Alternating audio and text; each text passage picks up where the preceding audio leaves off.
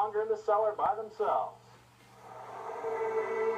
Randy Wright was back at quarterback after suffering a concussion last weekend and had only one thing to say to his offensive line. I do not want to see that man in my face anymore.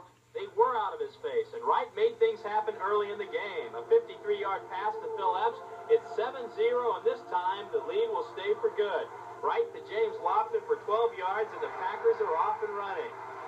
Let's go celebrate. What do you say? Let's finish the game first. It could have been worse than the 31-7 score. A fumble on the kickoff return.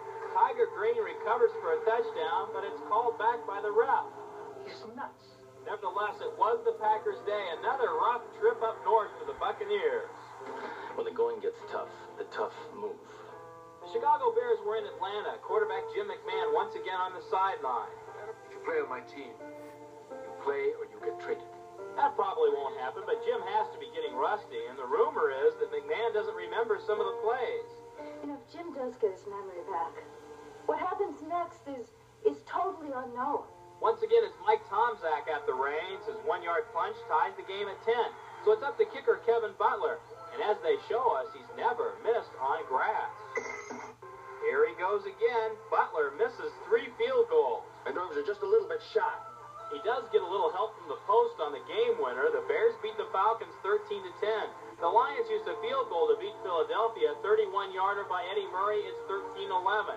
And the Vikings looked like they were all fired up to nail the New York Giants. But red-hot quarterback Tommy Kramer is knocked out with an injury. You're a marked man. The Giants' Raul Allegre's 5th field goal cost the Vikings a victory, 22-20, a crushing blow to their playoff hopes. I don't want this to happen.